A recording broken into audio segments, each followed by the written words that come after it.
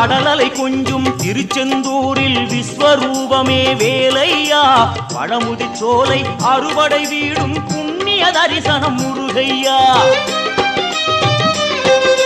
திருநீர் அணிந்து வரும் போது நெஞ்சில் நிம்மதி பிறக்குது கந்தையா